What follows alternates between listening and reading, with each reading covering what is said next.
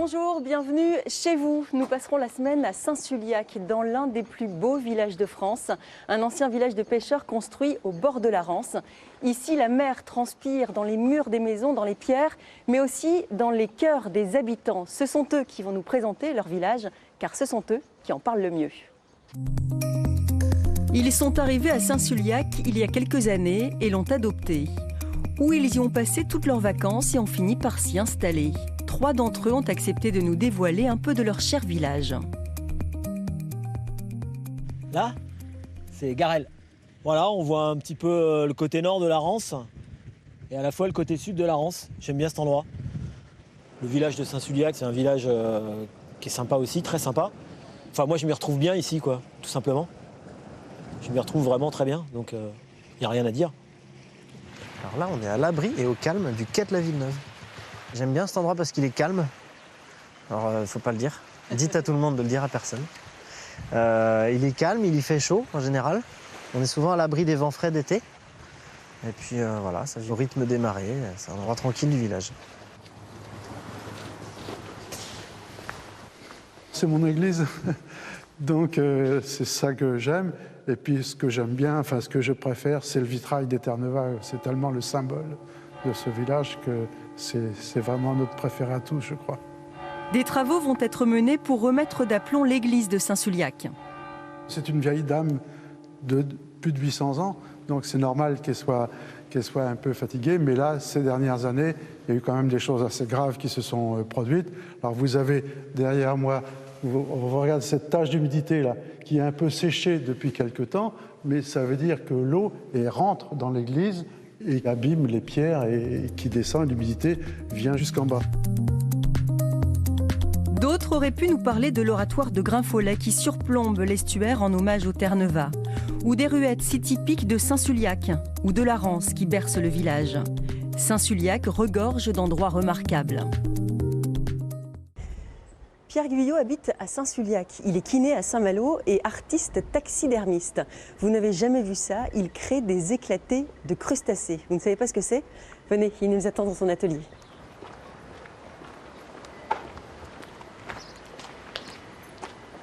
Alors c'est ici que vous travaillez? Oui, c'est mon atelier, bienvenue. Bon. Vous travaillez sur quoi là en ce moment? Alors en ce moment on est sur une langouste blanche qui nous vient des Caraïbes et qui a été apportée par un client pour être préparée donc à la Beauchêne comme on dit. C'est-à-dire qu'on vient former un éclaté du modèle de l'exosquelette de cette langouste afin d'en voir toute l'anatomie, de pouvoir contourner chacune des pièces et de pouvoir en étudier l'anatomie sans difficulté, sans avoir à démonter. Ça veut dire que vous partez d'une pièce, enfin pas d'une pièce d'ailleurs, d'un crustacé vivant. D'un crustacé vivant, oui. Et après, qu'est-ce qui se passe? Alors ensuite, on en mange une partie, on récupère ce qu'il y a à manger dedans. Le crustacé, lui, est toujours cru. On ne le cuit pas de manière à pouvoir conserver la couleur. Et ensuite, on nettoie intégralement le crustacé, on le démonte soigneusement. Moi, je reporte chacune de mes pièces sur des planches en bois et on les protège anti-UV, anti-oxydation et ensuite on leur crée un squelette de cuivre sur lequel on vient remonter chacune des pièces. Sur une pièce comme ça, il y a quoi, 150 parties? Il y a environ 150 pièces, effectivement, que l'on va remonter en partant de ce qu'on appelle donc le proximal vers le distal. On comprend pourquoi vous avez 10 heures de travail. C'est hyper... Il faut être patient et ne rien avoir d'urgent à faire, hein, ça c'est sûr. Et voilà, en voilà une. Ok, une partie, très bien. Vous travaillez sur d'autres pièces, par exemple sur... Oui, on travaille sur du homard bleu, sur de la langouste royale. Oui, venez. On va aller voir.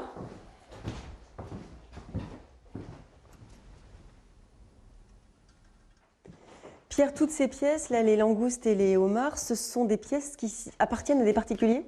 Alors, toutes ces pièces-là, elles vont être effectivement pour des particuliers, mais il nous arrive aussi de travailler pour les restaurants, pour les musées, pour des boutiques.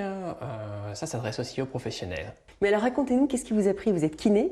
Oui, je suis kiné de base. Comment vous avez fait pour tomber Après, je là-dedans? suis passionné d'anatomie, j'ai toujours aimé les musées, les galeries d'évolution, la paléontologie et tout ce qui a trait en fait au vivant. Et là, vous habitez à Saint-Sulliac, donc forcément, ça pouvait être... Forcément, ça pouvait être que le homard et le crustacé. Oui, justement, vous vous fournissez dans les viviers autour de Saint-Sulliac. Oui, directement. Notamment, l'un d'entre eux, je crois que c'est le vivier de la Rance. Les viviers de la Rance, c'est ça. Ils nous attendent, on y va? C'est ça, c'est parti. Ça marche.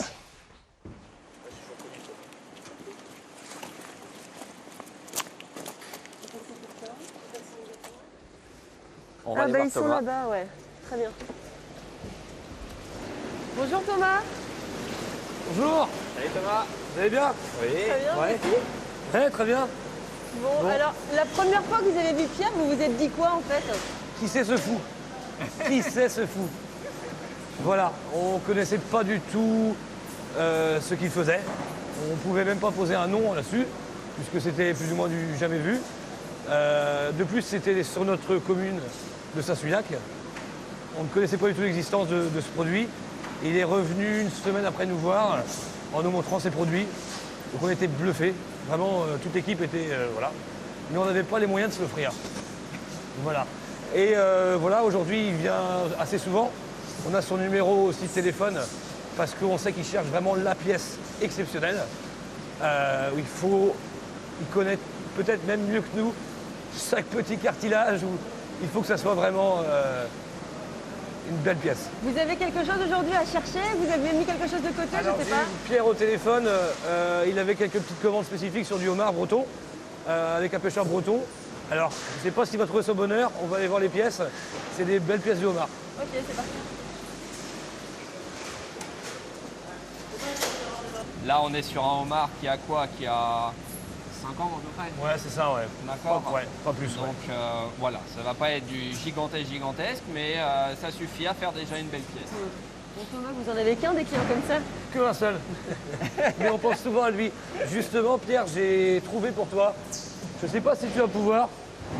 C'est des pousse-pieds. Ah bah ça c'est super rare. Voilà. Et effectivement, c'est un produit que j'aimerais bien essayer de travailler. Bah, du coup, ça va être l'occasion De d'essayer. tester. Voilà, Ouais. donc des beaux pousse-pieds bretons. Bah écoute, on va tenter le coup. Il y a du travail. Voilà, il y a beaucoup Hein de boulot là. Voilà, c'est un petit cadeau de la maison. Eh ben merci beaucoup. Merci à vous.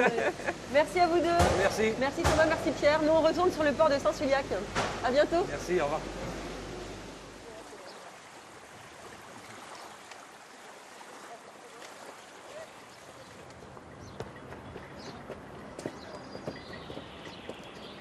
On arrive maintenant chez Aymeric Lefeuvre. Il est président de l'association des copeaux d'abord à Saint-Sulliac. Bonjour Aymeric, Salut. ça va bien? Ouais, ça va et toi? Très bien. Alors c'est quoi cette association? C'est pour faire la fête ou autre chose? Alors c'est une association où effectivement on a beaucoup fait la fête, mais c'est une association qui a pour but de promouvoir le patrimoine maritime de la baie de Saint-Malo, et en particulier sur l'entretien d'un bateau qui s'appelle le Saint-Expédite. C'est un macrotier, c'est ça? C'est un macrotier qui date de 1927, et donc c'est a priori le plus vieux macrotier du coin, bateau de ce type-là qui n'a pas été détruit pendant la Seconde Guerre mondiale, et qui a servi au travail. On connaît bien l'histoire de Saint-Sulliac avec les Terre-Neuve à la morue, mais le macro, moins déjà. Alors effectivement, il n'y a pas d'histoire du maquereau à Saint-Sulliac. Le maquereau, les macrotiers, c'est des bateaux qui partaient avec la marée qui allait plutôt au large, enfin au large, devant Saint-Malo au moins. Ici, il est arrivé là parce qu'il y a un monsieur qui s'appelle Pierre Merel, qui est donc le doyen de notre association, qui a eu ce bateau et avec l'âge avançant, il a décidé de se séparer de ce bateau-là. Mais comme il était très attaché à un bateau qui est toujours resté en baie de Saint-Malo, ses copains ont décidé de fonder une association, les Copeaux d'abord, pour racheter le bateau, le remettre dans son état d'origine et permettre de continuer à transmettre le plaisir du bateau d'autrefois. Qu'est-ce qui devient aujourd'hui? Vous en êtes où en fait? Alors aujourd'hui, on décide là de reconstruire totalement le bateau, d'engager une reconstruction totale. Donc on va repartir du lest, la partie de fonte, la partie lourde qui laisse le bateau dans les fonds. Et de là, on va demander à une école de reconstruire ce bateau, l'école de charpente de marine de Douarnenez, qui sont les ateliers de l'enfer. Et ils vont nous reconstruire l'intégralité de la coque à partir de celle qu'on a actuellement. Ok. Je te propose d'aller faire un tour du côté de Saint-Sulliac, mais plutôt mer, parce que c'est là-bas qu'il va naviguer. Tu vas nous montrer un peu ces endroits où il pourrait naviguer? Ouais, Allez, c'est parti. on est parti. On y va? C'est donc ici que vous naviguez, c'est aussi ici que vous faites la fête. Voilà, c'est ça. Le bateau, il est habituellement sur la bouée, sur une des bouées qui est ici, donc on le surveille d'ici. Et puis c'est là, devant la maison de la Rance, qu'on organise la fête des copeaux. Ok, Donc, juste à côté. Voilà, juste ici. C'est-à-dire que pour entretenir le bateau, les moyens qu'on a, c'est d'organiser des fêtes. Petite fête maritime qui regroupe entre 15 et 20 vieux gréments, voilà, des amis qui viennent, des copains qui ont des bateaux, qui viennent ici. On fait des animations maritimes, on fait une course de Doris, on fait des jeux, il y a des charpentiers de marine qui viennent présenter leur façon de travailler, on a un vendeur de sel qui vient des marais salants. C'est aussi une façon de transmettre le patrimoine, tout ça. Voilà, le but vraiment de cette histoire, c'est de transmettre qu'est-ce que c'est que cette navigation, qu'est-ce que c'est que ces vieux gréments. Quand tu es sur des bateaux comme ça, tu règles bien tes voiles, tu lâches la barre, le bateau il va tout seul, c'est un peu comme si c'était le bateau qui décidait à ta place. Merci Émeric, merci beaucoup, bonne continuation. Merci. Vous faites revivre le passé, lui aussi faisait revivre le passé, il s'appelle Hervé Ballet, il était réalisateur, vous le connaissez évidemment. Oui. Et vous vous souvenez, il est venu ici, c'était en 1997, il a raconté l'histoire des Terre-Neuve à Saint-Sulliac. Nuit américaine sur les bords de la Rance. Tournage d'Entre terre et mer. Un téléfilm qui retrace la vie des Terre-Neuve, héroïques pêcheurs de morue du début du siècle. Salut matelot. Bonjour, monsieur Louvet. Entre terre et mer, une aventure de 600 minutes, 9 mois de tournage à Saint-Pierre-et-Miquelon Cachez-vous au fort. et en Bretagne.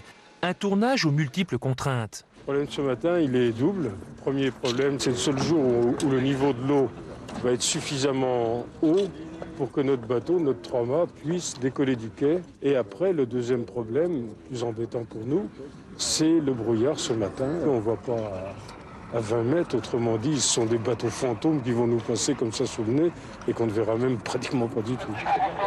Partez tout le monde! Pour moi et comme pour les comédiens, c'était simplement de savoir si on allait supporter d'être 6 mois sur un bateau avec 3 tonnes de morue, un bateau qui bouge beaucoup, jusqu'à Saint-Pierre on a été. Donc moi, un coup de peau, j'ai pas le mal de mer. Amenez! Amenez! Amenez mon Dieu! Entre terre et mer, un autre temps échappé du brouillard. Une époque où les femmes des Terre-Neuve attendaient seules sur le quai le retour incertain des bagnards de la mer. Silence, s'il vous plaît! C'est la fin de ce premier épisode de Chez vous à Saint-Sulliac. Demain, je vous retrouve dans un champ de fleurs, car oui, à Saint-Sulliac, il y a aussi une vie dans les terres. Très bonne soirée, à demain.